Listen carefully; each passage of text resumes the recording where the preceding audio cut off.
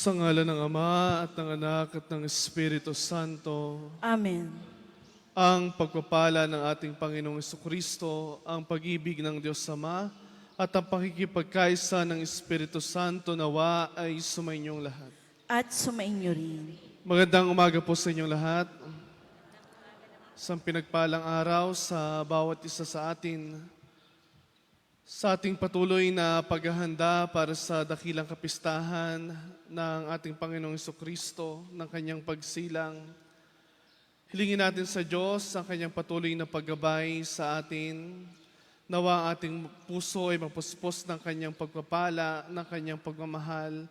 Nang sa gayon, tayo ay palaging maging daluyan ng kanyang grasya at pagpapala. Hilingin din natin ang kanyang patuloy na paggabay sa atin, sa ating mga pamilya at mahal sa buhay. Nawa sa bawat tahanan ay palaging manahan ang kanyang pagmamahal. Kaya nga mga kapatid, upang tayo maging marapat na makinabang para sa ating banal na pagdiriwang, aminin natin ating mga pagkakamali, ang ating mga pagkukulang, at humingi tayo ng kapatawaran.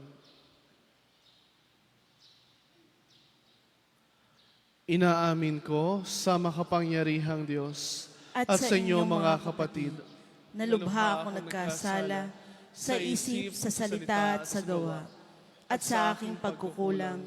Kaya isinasamo ko sa mahal na Birheng Maria, sa lahat ng mga anghel at mga banal, at sa inyong mga kapatid, na ako'y panalangin sa Panginoong ating Diyos. kaawaan tayo na makapangyarihang Diyos. Patawarin tayo sa ating mga kasalanan at patnubayan tayo sa buhay na walang hanggan. Amen.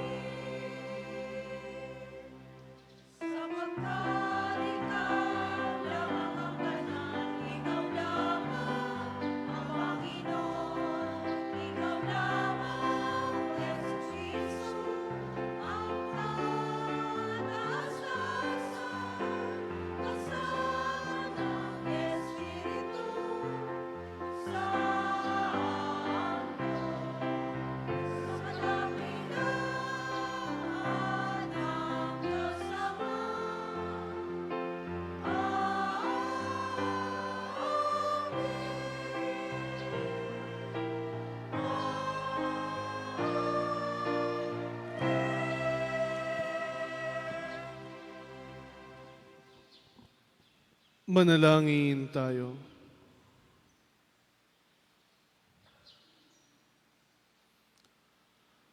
Ama naming makapangyarihan, loobin mong kami tuwangan ng banal na panalangin ng mahal na Berhen upang kami lumaya sa lahat ng panganib at makapanatili sa iyong kapayapaan sa pamamagitan ni Hesu Kristo kasama ng Espiritu Santo magpa sa walang hanggan. Amen.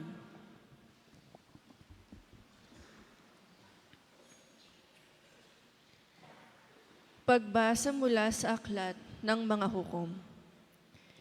Noong mga araw na iyon, sa bayan ng Zora, ay may isang lalaking Manoa ang pangalan, kabilang sa lipi ni Dan.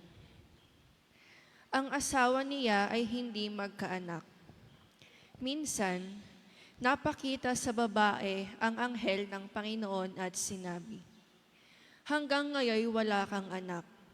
Ngunit hindi magtatagal, maglilihi ka at manganganak. Mula ngayon, ay huwag kang iinom ng anumang uri ng alak, ni titikim ng anumang bawal na pagkain. Kung maipanganak mo na siya, huwag mong papuputulan ng buhok, pagkat mula pa sa kaniyang pagsilang, ay itatalaga na siya sa Diyos. Siya ang magsisimulang magligtas sa Israel mula sa mga Filisteo." Ang babae lumapit sa kaniyang asawa at kanyang sinabi, "Napakita sa akin ang isang propeta ng Diyos, parang anghel. Kinikilabutan ako. Hindi ko tinanong kung taga saan siya at hindi naman niya sinabi kung sino siya. Huwag daw akong iinom ng alak ni titikim ng anumang bawal na pagkain, pagkat ang sanggol na isisilang ko'y itatalaga sa Diyos." Dumating ang araw at nanganak ang asawa ni Manoa. Lalaki ang sanggol, at pinangalanan nilang Samson. Lumaki ang bata na patuloy na ipinagpapala ng Panginoon. Ang Espiritu ng Panginoon ay lumukob kay Samson. Ang salita ng Diyos. Salamat sa Diyos.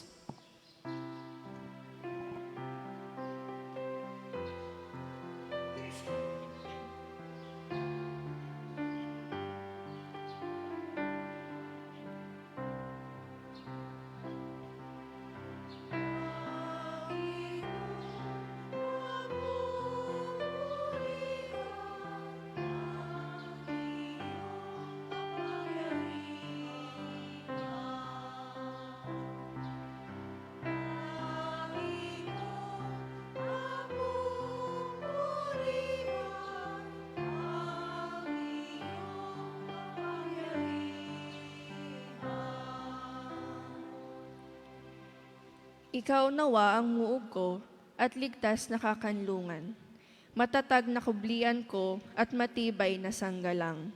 Sa lahat ng masasama, O Diyos, ako'y ipaglaban.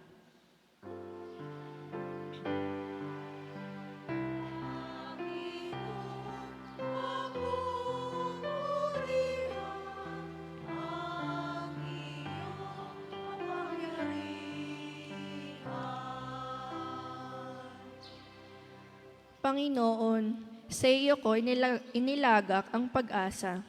Maliit pang bata ako, sa iyo'y may tiwala na. Sa simula pa at mula pa wala akong inasahang mag-iingat sa sarili kundi tanging ikaw lamang.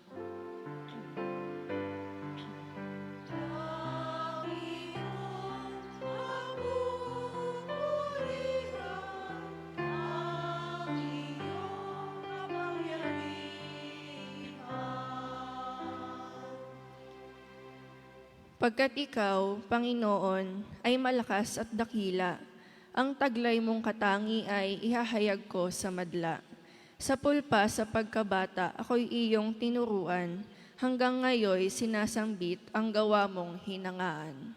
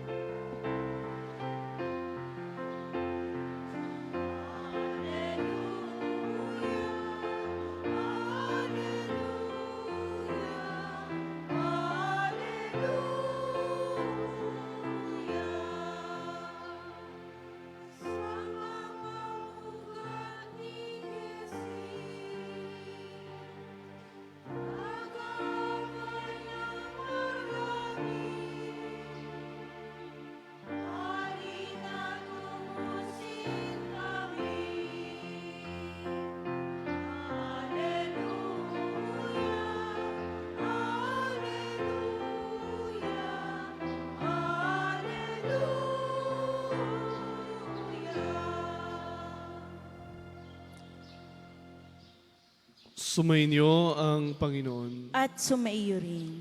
Ang mabuting balita ng Panginoon ayon kay San Lucas. Papuri sa iyo, Panginoon.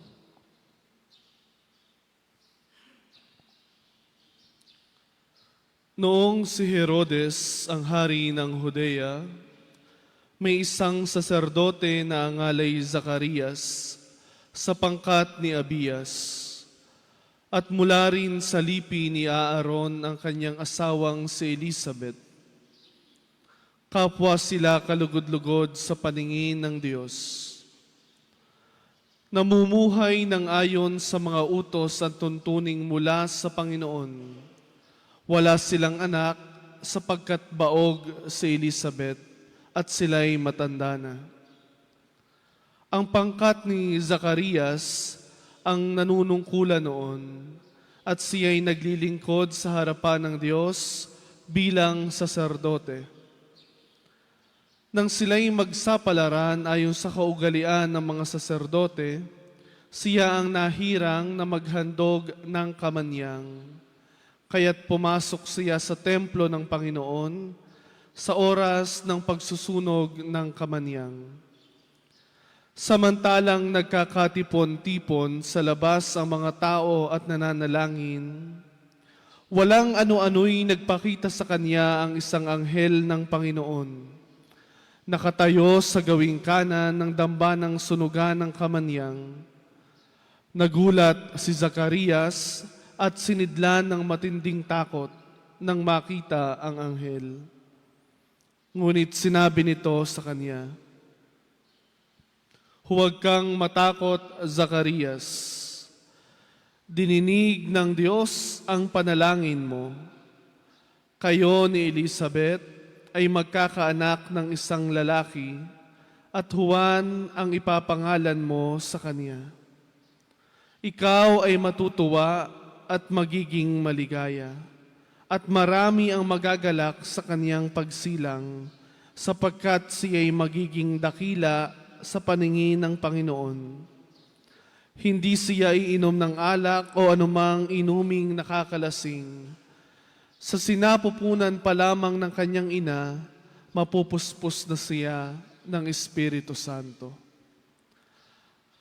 Marami sa mga anak ng Israel ang panunumbalikin niya sa kanilang Panginoong Diyos. Mauuna siya sa Panginoon. Taglay ang espiritu at kapangyarihan ni Elias upang pagkasunduin ang mga ama at mga anak at panumbalikin sa daan ang matuwid at panumbalikin sa daan ng matuwid ang mga suwail. Sa gayon, ipaghahanda niya ng isang bayan ang Panginoon." Sinabi ni Zacarias sa anghel, "Paano ko po matitiyak na mangyayari ito?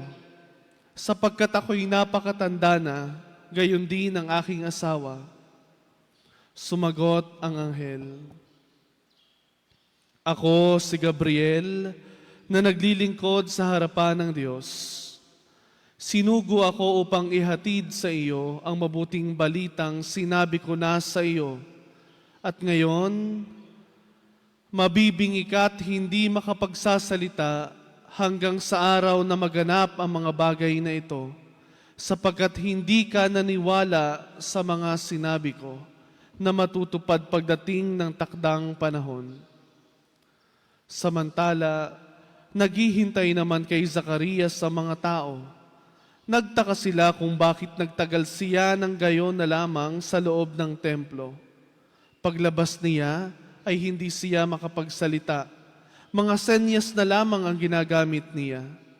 Kaya natanto nila na nakakita siya ng pangitain at siya'y nanatiling pipi. Nang matapos ang panahon ng kanyang paglilingkod ay umuwi na siya. Hindi nga nagtagal at naglihi si Elizabeth at hindi ito umalis ng bahay sa loob ng 5 buwan. "Ngayoy nilingap ako ng Panginoon," wika ni Elizabeth. "Ginawa niya ito upang alisin ang aking kadustaan sa harapan ng mga tao."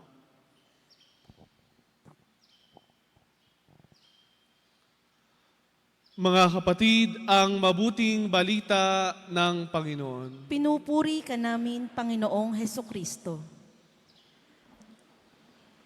Muli po, magandang umaga sa inyong lahat. Isang pinagpalang araw sa bawat isa sa atin.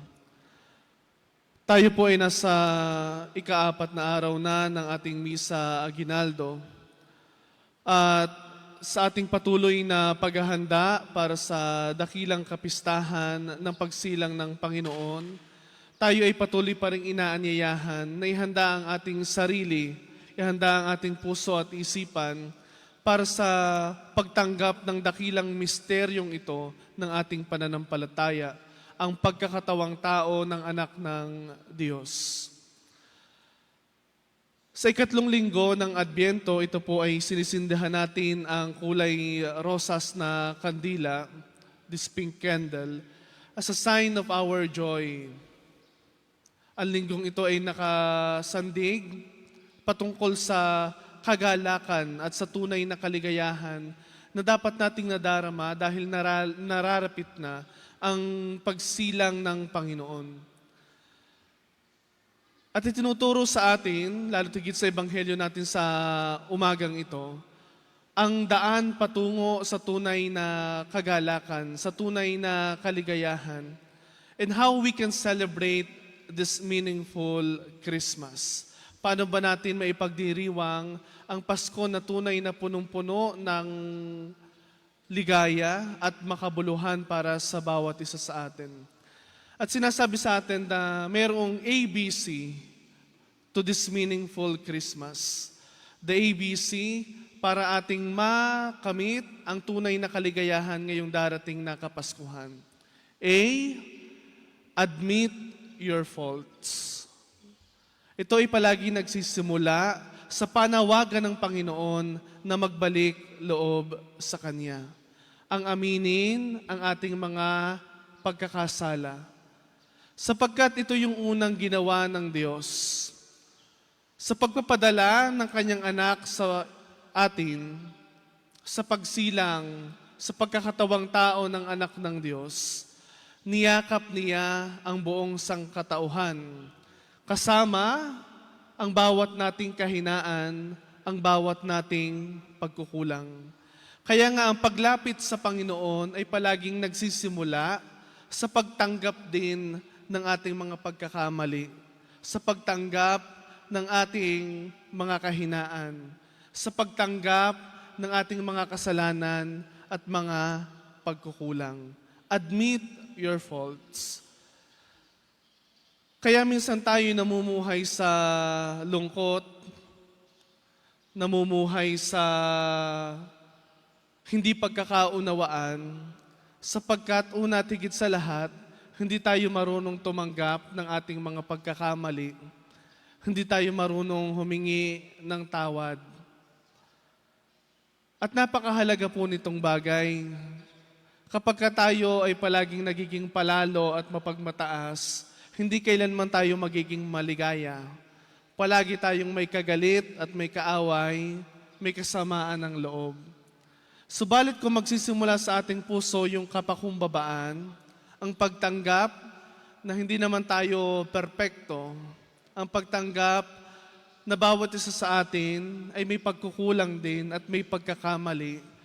This is a great step towards the miracle of forgiveness. Kaya ang tawag natin doon ay forgiveness. Sapagkat kung may isang magandang regalo tayong may ibigay sa ating sarili at sa ating kapwa, lalo tigit ngayon sa panahon ng Kapaskuhan, ay yun po yung regalo ng pagpapatawad. Una, pagpapatawad sa ating sarili. Sapagkat kapag inadmit mo, tinanggap mo na ikaw ay may pagkukulang, may mga pagkakamali din, doon nagsisimula ang paghilom sa iyong puso. Doon utay-utay na hinahayaan mo ang Diyos na makapasok sa iyong buhay, sa iyong puso. At ihilumin niya ang mga sugat nito. But first, we have to admit our faults.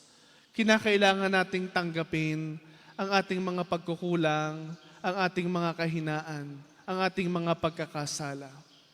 B. Believe in miracles. Ang maniwala sa Diyos.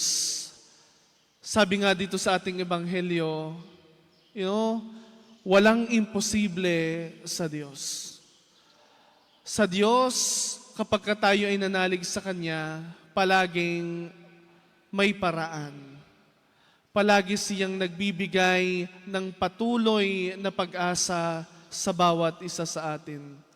At minsan, alam niyo po, sometimes we misunderstand what miracles mean. Kung ano ba talaga yung ibig sabihin ng mirakulo sa ating buhay, ng mga milagro sa ating buhay.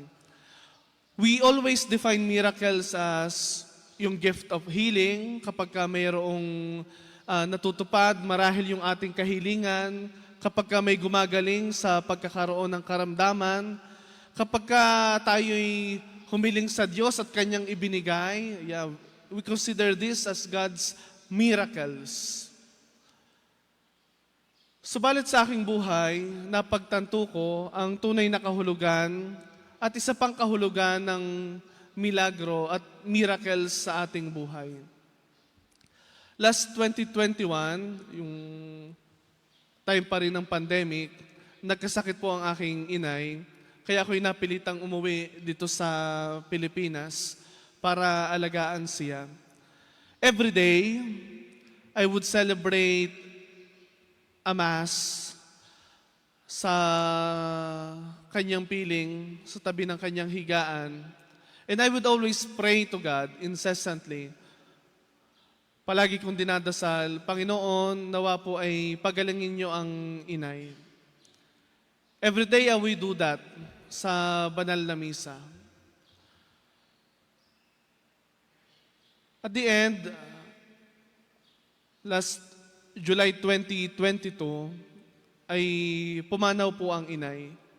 At hindi ko matanggap sa akin sarili yung kanyang pagkawala. At palagi ko doon tinatanong, Lord, nagsisilbi naman ako sa iyo. I offered and dedicated my life to you as a priest, bilang isang pari. Pero bakit hindi mo naman ibinigay sa akin yung aking hinihiling? Nagkaroon ako ng pagdududa kahit sa aking pananampalataya, kahit ako'y pari. Pagdududa sa banal na misa, tunay ba itong saysay ng aking ginagawa? Tunay ba itong aking ipinagdiriwang? Bakit parang hindi naman dinidinig ng Diyos yung aking panalangin? But during that last hours, nung ang inay po ay naghihingalo na, it struck me somehow na yung oo nga pala, no? Ang misteryo ng ating kaligtasan ay naganap sa pamamagitan ng isang panalangin. At yon ay nung sabihin ng mahal na Birheng Maria ang ganitong panalangin. Maganap nawa sa akin ayon sa iyong sinabi. That miracles would happen not only in extraordinary things, in supernatural things, na kapag natanggap ng isang tao yung paggaling, kapag dinidinig ng Diyos yung ating bawat kahilingan, but miracles also happen in letting go and letting God. Kapag hinayaan mo ang Diyos na gumalaw sa iyong buhay. And that is the greatest miracle that happened in my life. When I was able to finally admit, when I was able to finally accept whatever is God's will. Kaya sabi ko po nung mga huling sandali, Lord, kayo na po ang bahala. Lord, I lift up to you everything. Itinataas ko po sa inyo ang lahat. And that is the greatest miracle that could happen in one's life. The miracle of letting go and letting God. ang hayaan mo ang Diyos na gumalaw sa iyong buhay. Hayaan mo ang kanyang mas dakilang plano ang mangyari sa iyo. Si Zacarias at Elizabeth marahil may mga plano sila. Natanggap na nila na hindi na sila magkakaanak. Subalit sa kanilang katandaan, pinagkalooban pa rin sila ng Diyos ng isang anak. Si Maria at si Jose, they were betrothed. Nakatakda na silang ikasal. Marahil si San Jose, may pangarap siya. May plano siya para sa kanilang mag-asawa, para sa kanilang magiging pamilya. Pero may mas dakilang plano ang Diyos para sa kanila. At ang milagro, the miracle of healing, the miracle of redemption happened. Nangyari po ito nang tanggapin ni Maria at ni San Jose ang kalooban ng Diyos sa kanilang buhay. And third, the letter C, commit yourselves to God. Alam niyo po, ito daw yung henerasyon na takot sa commitment, takot sa forever, takot sa pangako ng panghabang buhay. Sapagkat sa panahon na uso yung pagiging unfaithful, sa panahon na mahirap magtiwala, mahirap magbigay ng iyong sarili, mahirap maghandog ng iyong sarili ng buong buo, we are always afraid to make commitments. Pero isang bagay na napakahalaga sa ating buhay is to commit ourselves to God. Ang italaga ang ating sarili sa Diyos. We define success as, having good careers. We define success as passing the exams, not being a failure. We define success sa pagkakaroon ng masaganang buhay, marahil. We define success sa pagkakaroon ng maraming pera because sa tingin natin yun na makakapagbigay sa atin ng security. Kaya nga marahil sa simbang gabing ito, yun yung ating mga hinihiling, di ba? Magkaroon ng magandang career, magkaroon ng magandang trabaho, tumama sa loto, magkaroon ng boyfriend o girlfriend, o kung ano man po yung inyong mga hinihiling ngayong simbang gabi, ngayong 9 days ng ating pagnunubina. Pero patuloy na ipinapaalala sa atin ng Panginoon na ang tunay na kahulugan ng tagumpay at ang pagkatagpo ng isang tao ng tunay na kaligayahan sa buhay, it's not always based on material things. Hindi po ito nakabase sa mga bagay na material or earthly things. Ang tunay na tagumpay at tunay na kaligayahan ay ating makakamit kapag ka ang ating kalooban ay naging kaayon ng kalooban ng Diyos. True success and real happiness happen when our will is aligned to the will of God. Kapag ka ang ating kalooban ay palaging nakasandig sa kalooban ng Diyos.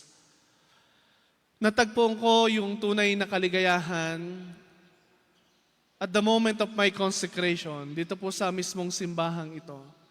Nung ako ay dumapa at nagtalaga ng aking sarili ng panghabang buhay para sa misyon, ang pagkakaloob ng aking sarili para sa paglilingkod sa Diyos at sa Kanyang simbahan.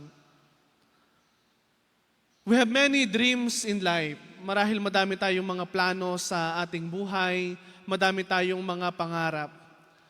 Pero isang pangarap yung napakahalaga na kinakailangan laging nating tinutupad. Yung pangarap ng Diyos sa bawat isa sa atin.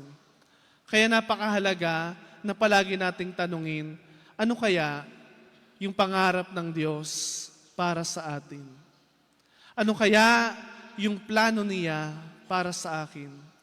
Na marahil kaya hindi mo nakamit o na-achieve yung iyong pangarap, kaya hindi mo nakamit yung ginugusto mong career, kaya hindi mo naipasa yung exam na iyon, ay sapagkat ang Diyos ay mas may dakilang plano para sa iyo. Mas alam niya kung ano yung kinakailangan mo ngayon. O kaya inihahanda ka niya sa panahong ito para sa mas dakilang bagay, para sa mas magandang plano niya para sa iyo. Mga ginigiliw ko mga kapatid, nawa po sa ika-4 na araw ng ating Misa Aguinaldo, Misa de Gallo, naway ating hilingin ito palagi sa Panginoon. Ang pagkakaroon ng makabuluhan at Pasko na puspos ng tunay na ligaya. And let us remember these ABCs for a meaningful Christmas. Ang ating ABC para tayo makapag-celebrate ng isang makabuluhan at maligayang Pasko. A. Admit your faults. The humility of accepting our faults. At higit sa lahat yung paghingi na din ng tawad. Kung nasaktan natin yung ating asawa, ang ating kabiyak, kung nasaktan natin yung ating mga anak o ating mga magulang, ang ating mga kaibigan, ang paghingi ng tawad. And to admit na tayo ay nagkakamali. Second, believe in miracles. Miracles do happen. Kinakailangan lang natin patuloy na magdasal, patuloy na manalangin. Na minsan, kahit iba yung kasagutan, kahit iba yung nagiging tugon sa ating kahilingan, ang palaging manampalataya na ang Diyos ay may mas dakilang plano para sa bawat isa sa atin. At C, commit yourself to God. Huwag matatakot na mag-commit at magtalaga ng sarili sa Diyos. Ipagpasa Diyos ang lahat and everything would go smoothly. You know, miracles will happen. Everything is possible kapag ka ang Diyos ang ating hinayaang gumalaw sa ating buhay. Sapagkat sa Diyos, walang imposible. Lahat ay maaaring mangyari hanggat nakaayon ito sa kanyang kalooban. Magsitayo po ang lahat at itaas natin sa Diyos ang ating mga panalangin at mga kahilingan. Dumulog tayo sa kabutihang loob ng ating Ama na kailan may hindi magmamaliw. Sa tamang panahon, kanyang ipagkakaloob ang mga adhikain at mga pangarap ng kanyang bayan. Sa bawat panalangin ang ating itutugon, Amang mapagmahal, biyayaan mo kami. Amang mapagmahal, biyayaan mo kami.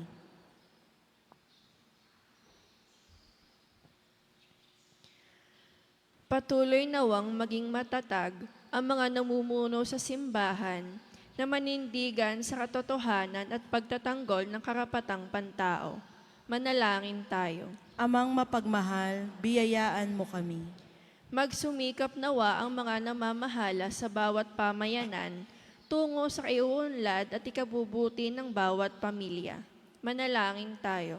Amang mapagmahal, biyayaan mo kami. Kalingain nawa ng mga magulang ang kanilang mga anak sa pamamagitan ng kanilang pag-ibig at pagsusumikap na magkaroon sila ng maayos na pamumuhay. Manalangin tayo. Amang mapagmahal, biyayaan mo kami. Pagpalain mo, O Diyos, ang mga mag-asawang naghihintay na mabiyayaan ng anak na kanilang pinananabikang arugain at mahalin. Manalangin tayo. Amang mapagmahal, biyayaan mo kami.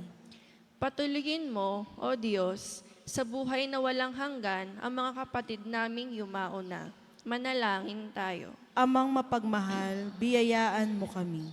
Sa ilang sandali ng katahimikan, ating ipanalangin ang iba pang mga pangangailangan ng ating pamayanan, pati na rin ang ating sariling kahilingan. Manalangin tayo. Amang mapagmahal, biyayaan mo kami. Ama, patuloy mo nawang biyayaan ang iyong sambayanan at sa pagtanggap namin ng mga kaloob mo, kami rin naway magsilbing biyaya at mukha ng kagandahang loob mo sa bawat isa. Hinihiling namin ito sa pamamagitan ni Jesucristo na aming Panginoon. Amen.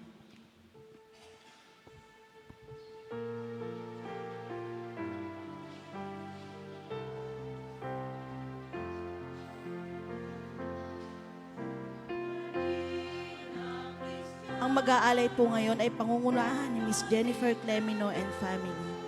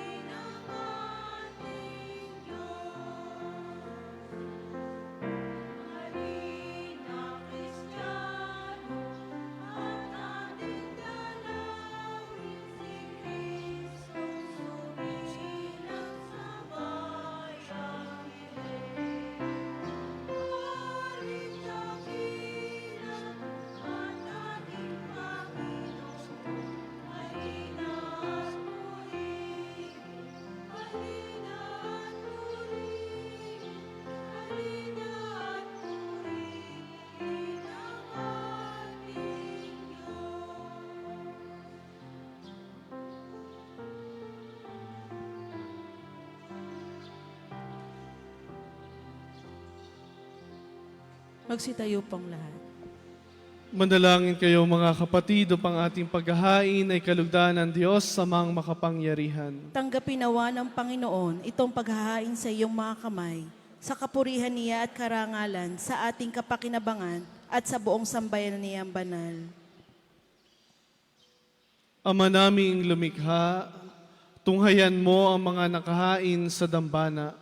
Itong aming abang nakayanan ay magkamit nawa ng kapupunang kabanalan na idudulot ng iyong kapangyarihan sa pamamagitan ni Jesucristo kasama ng Espiritu Santo magpa sa walang hanggan. Amen. Sumainyo ang Panginoon. At sumainyo rin. Itaas sa Diyos ang inyong puso at diwa. Itinaas na namin sa Panginoon. Pasalamatan natin ang Panginoong ating Diyos. Marapat na siya ay pasalamatan. Ama naming makapangyarihan, tunay ngang marapat na ikaw ay aming pasalamatan sa pamamagitan ni Jesucristo na aming Panginoon. Ang pagsusugo mo sa Kanya ay ipinahayag ng lahat ng mga propeta. Ang pagsilang niya ay pinanabikan ng mahal na berheng Kanyang inang tunay sa kapangyarihan ng Espiritong Banal. Ang pagdating niya ay inilahad ni San Juan Bautista sa kanyang pagbibinyag. Ngayong pinaghahandaan namin ang maligayang araw ng kanyang pagsilang, kami nananabik at nananalangin lubos na makaharap sa kanyang kadakilaan. Kaya kaisa ng mga anghel na nagsisiawit ng papuri sa iyo nang walang humpay sa kalangitan, kami nagbubunyi sa iyong kadakilaan.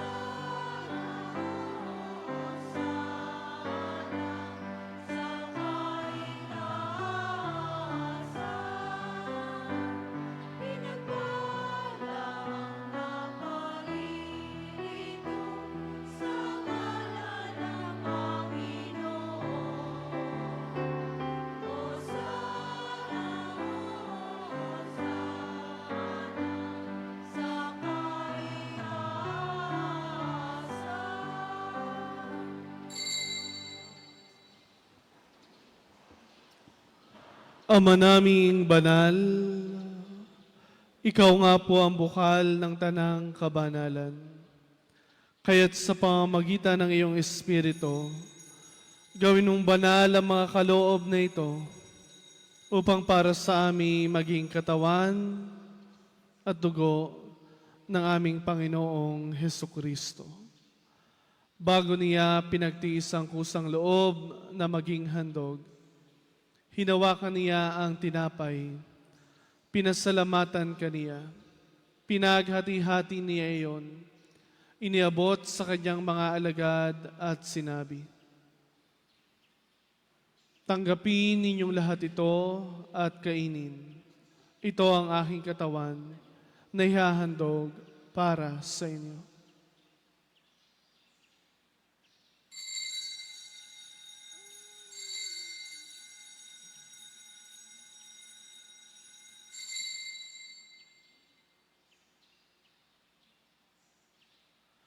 Gayon din naman, noong matapos ang hapunan, hinawakan niya ang kalis, muli kaniyang pinasalamatan. Iniabot niya ang kalis sa kanyang mga alagad at sinabi, "Tanggapin ninyong lahat ito at inumin. Ito ang kalis ng aking dugo, ng bago at walang hanggang tipan, ang aking dugo na ibubuhos para sa inyo at para sa lahat, sa ikapagpapatawad ng mga kasalanan. Gawin ninyo ito sa pag-alaala sa akin."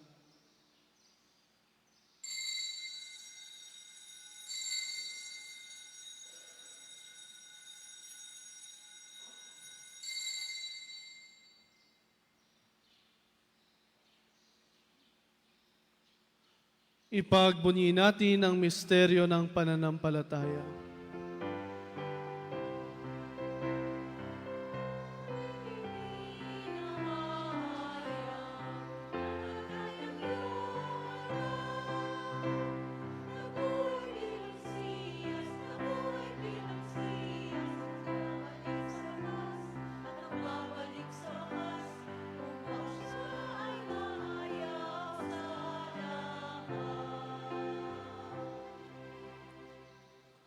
Ama, ginagawa namin ngayon ang pag-alaala sa pagkamatay at muling pagkabuhay ng iyong anak.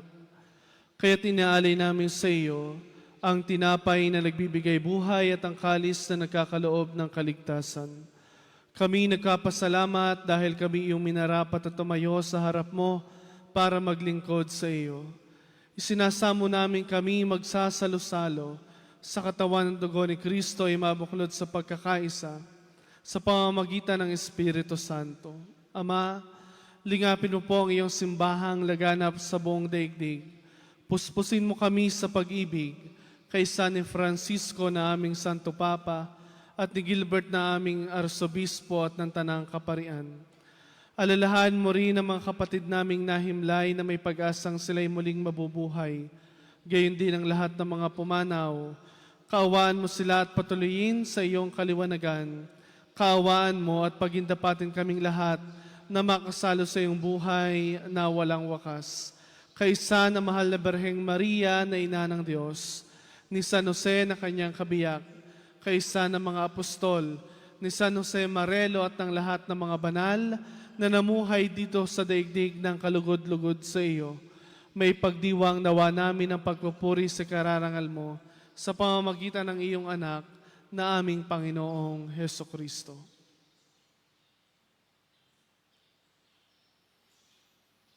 Sa pamamagitan ni Kristo, kasama niya at sa Kanya, ang lahat ng parangal at papuri sa iyo, Diyos amang makapangyarihan, kasama ng Espiritu Santo, magpa sa walang hanggan.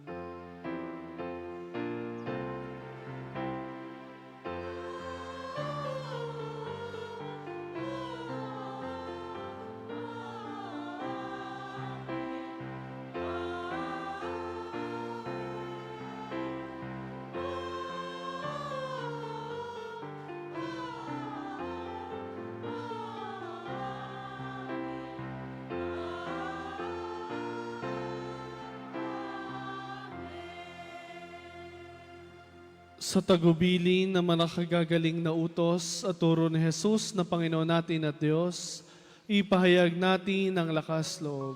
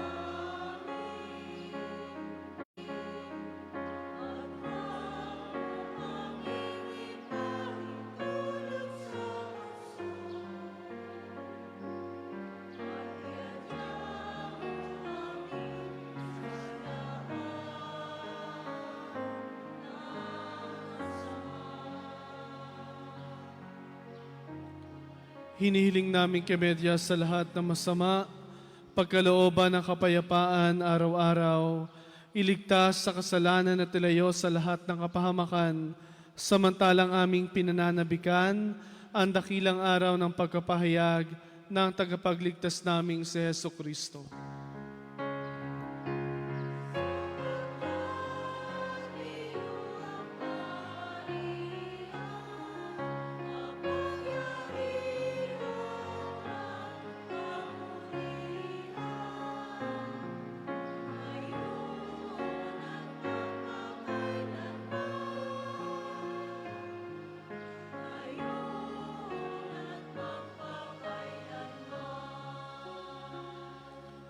Panginoong Hesukristo, sinabi mo po sa iyong mga apostol, kapayapaan ang iniiwan ko sa inyo, ang aking kapayapaan ang binibigay ko sa inyo.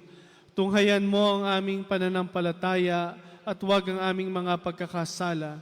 Pagkalooban mo kami ng kapayapaan at pagkakaisa, ayon sa iyong kalooban, kasama ng Espiritu Santo, magpa sa walang hanggan. Amen. Ang kapayapaan ng Panginoon ay laging sumainyo. At sumainyo rin. Magbigayan kayo ng kapayapaan sa isa't isa.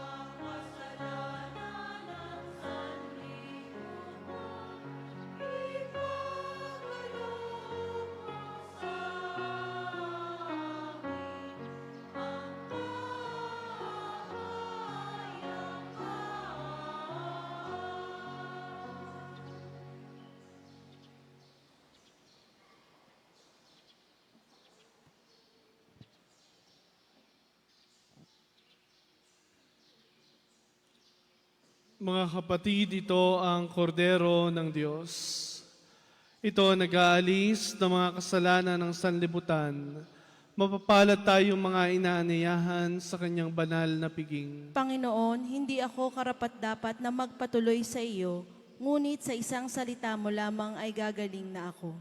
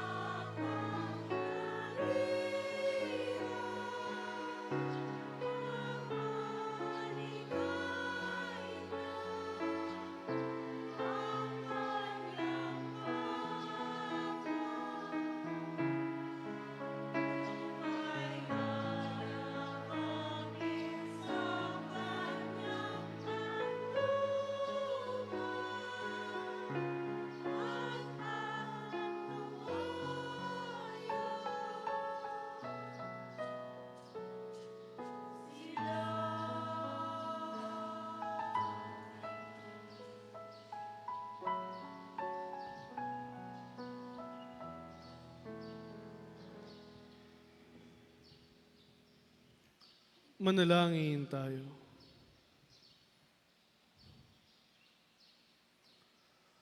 Ama naming mapagmahal, ang aming pagsasalo sa haing nagbibigay buhay sa pagunita namin sa mahal na ina ng iyong anak ay magdulot nawa sa amin ng iyong kagandahang loob upang lagi naming madama ang iyong paglingap sa pamamagitan ni Hesu Kristo kasama ng Espiritu Santo magpa sa walang hanggan. Amen. Sumainyo ang Panginoon. At sumainyo rin. Magsiyuko kayo at hingi ng pagbabasbas.